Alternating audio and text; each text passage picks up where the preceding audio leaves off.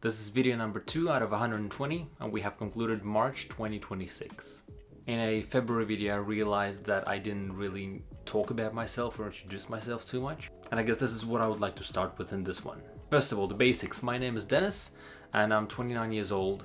I was born and raised in Estonia, but I came to Australia about 9 years ago and I currently live in Sydney. In the previous video I mentioned that I have 2 jobs, but I didn't really describe what they are. My main job and my profession is I'm a software developer. As per my other job, I'm a supervisor at one of the local tourist attractions. At my software developer job, I earn about $100,000 minus tax, and my second job brings me roughly $25,000 to $30,000 a year. Unfortunately, or fortunately, I don't really have career ambition. I have okay pay, I have okay job. I don't want to climb career ladder. Therefore, I think after the 10 years, I'd like to resign. I work my main job 5 days a week, Monday to Friday, and I have 1 day of work at the other job. I've been doing 6 days a week for about 4 years now.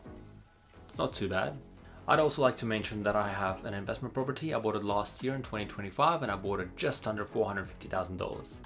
It's a house and it's based in regional Victoria. So when looking at my spreadsheets and you might have a question, where's the rent coming from or where's the mortgage going? That's it.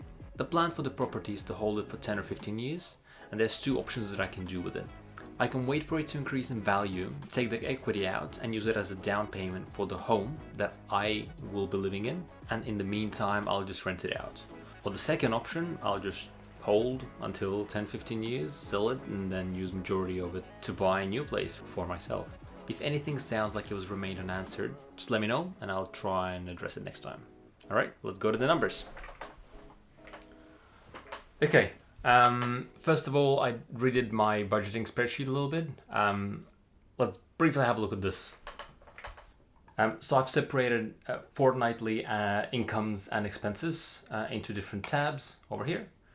So this is the budget. It's exactly the same thing as it was before. So the income streams, and the expenses. So everything is the same. It's just more pretty, I guess. And then here goes the budget summary. So every fortnight, every 2 weeks, this is how much I can save. So $1,942. To be honest, this is just a template that I got off internet somewhere for free. I'm pretty sure it was like Google Sheets template, maybe. And I'm currently spending 56% of total income that I earn.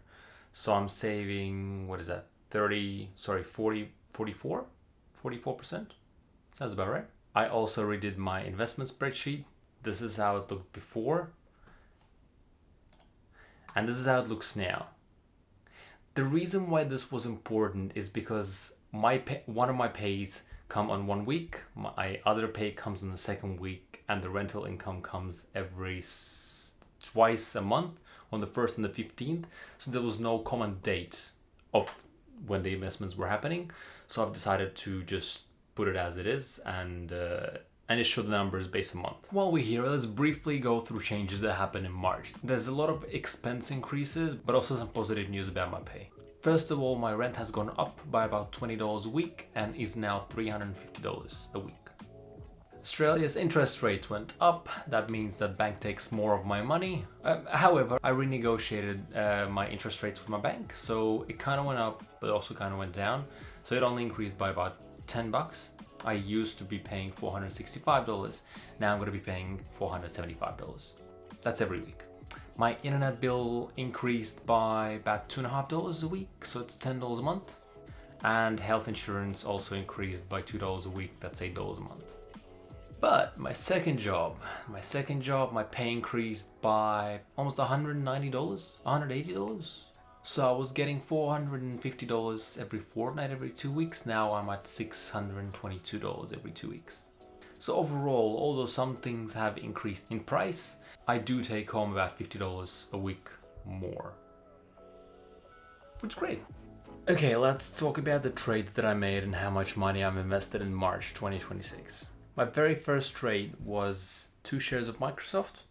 That happened on 3rd of March, and I bought them for $393. Around the same time, I decided to buy $50 worth of Ethereum.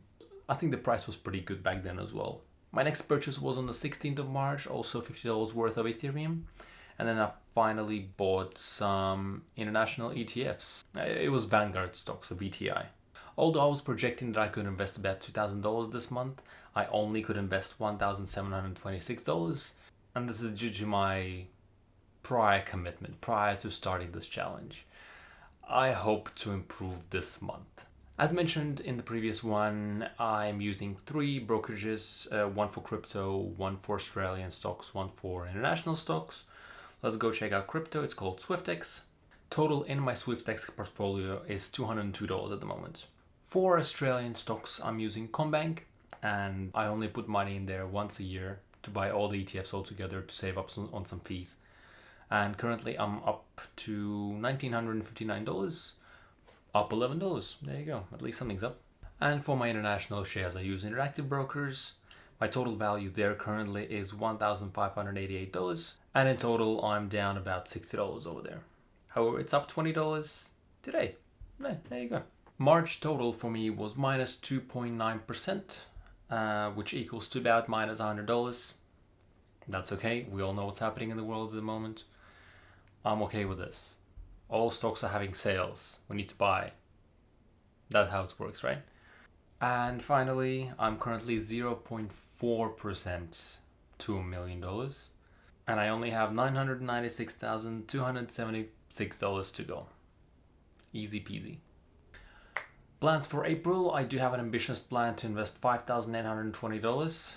It's only gonna happen because the way fortnights work and the pays work, and it's just a month where 3 pay cycles fit in. That's all it is. Another thing that I want to mention here is that this number here, let's keep it as close to 0 or above 0. The more above 0, the better, as possible. Does that make sense? All right, current value $3,686. This was March 2026. 118 videos to go. See you in May.